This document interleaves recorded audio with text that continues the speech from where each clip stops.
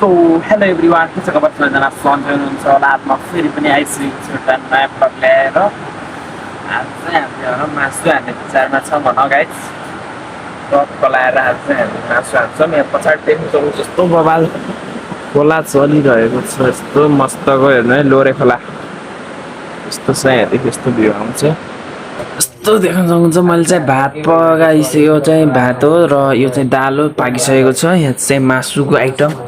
टक्क लाएर आज मासु हान्ने हो यस्तो छ टमाटर यता प्याज यता मसला यता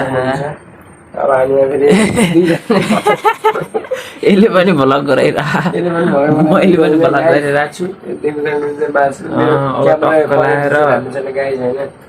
मासु पकाउने हो गाइस मासु पकाउनेतिर लागमै गाइस यस्तरी हाम्रो चाहिँ तेल तातिसकेको छ यहाँ अब टक्क लाएर हामीले के हाल्छौँ भन्दाखेरिमा प्याज हाल्न गइरहेको छौँ हामीहरू यो चाहिँ टमाटर है फेरि हाल्दैन अगाडि प्याज हाल्ने मासु बनाउन आउँछ कि आउँदैन हजुरहरूलाई टक्क प्याज हाल्नु पर्यो होइन त्यही गयो यहाँ बटुको नपाएर प्लास्टिकमा राख्नुपर्ने आवश्यकता आएको छ टक्क लाएर अब यस्तरी चलाउने होइन यसलाई हजुरहरूलाई गाई बनिदियो यस्तो टमाटर हाल्छु होइन मैले बिग्रियो भने सरी भन्न चाहन्छु अहिले नै ग्रेभी बनिसकेको छ यस्तो राम्रो टक्क लाएर अब चाहिँ हामी मासु हाल्ने प्रक्रिया सुरु भइसकेको छ धेरै मासु चाहिँ हेर्नुहोस् कराईमा गइसकेको छ गाइस मासु कराईमा मासु गइसकेको भुटिन्छ यत्रो मासु चाहिँ हामीले दुईजनाले मात्रै खाने हो है गाइस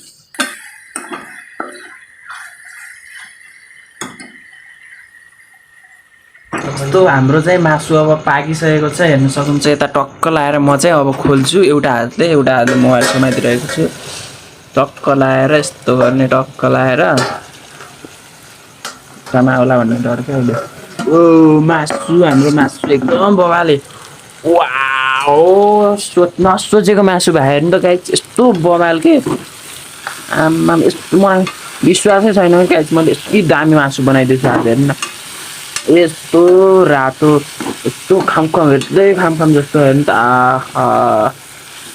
आम्मामा हेर्नु त यस्तो बबाल छ नि गाइस हेर्नु न मासु हेरेरै दङ पर्नु छ गाइसहरू खाना झन् कस्तो मजा आउला यो मासु आफै सोध्नु त यस्तो बबाल भयो हाम्रो चाहिँ यहाँ थाल पनि आइसकेको छ टक्क लाएर थालमा हाल्ने अब यस्तो हेर्दै खाउँ जस्तो छ हाम्रो चाहिँ जस्तो भइसकेको छ मासु देख्नु सक्नुहुन्छ अन्तिम प्रक्रिया भन्ने यही हो हाम्रो अब अन्तिम प्रक्रियामा चाहिँ मासु यस्तो भएर रेडी भएको हामीले देख्न सक्छौँ सिजर पेपर रक खेल्नको लागि यस्तो हेर्नु त आम्मामा मैले सोचेकै थिएन यस्तो दामी मासु बन्छ भनेर हेर्न सक्नुहुन्छ यस्तो रातो यस्तो हेर्दै रियाल चुइला यस्तो क्या गाई यस्तो मस्त छ होइन मासु चाहिँ अब चाहिँ हामी टक्क लाएर सिजर पेपर रक खेल्न गइरहेको छौँ इन्जोय गर्नुहोस् है तपाईँहरूलाई यो भिडियो चाहिँ यता हेर्नुहोस् त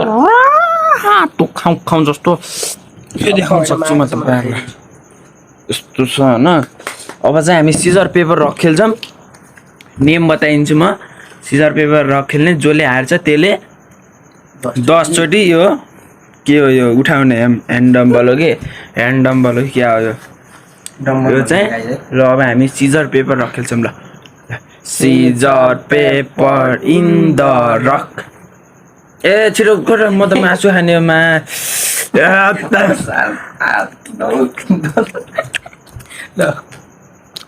यस्तो मेरो scissor paper in the rock 1 2 3 4 5 6 7 8 9 10 दस्तरी खाले मातुर Scissor, paper in the rock. मासु खाना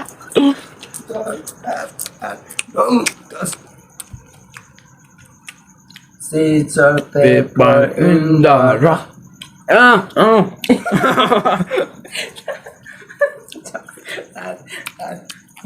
That's सो अब चाहिँ हामी खाना खान लागिसकेको छौँ टक्क लगाएर यो चाहिँ कडाई खान ला मासु यता राखेँ यत्रो मासु मैले पनि भात टक्क हालिसक्यो म चाहिँ खान्छु यो थप्ने जा भात त्यसले कडाईमा खान ला म चाहिँ टक्क लगाएर यहाँ थालमा खाँदैछु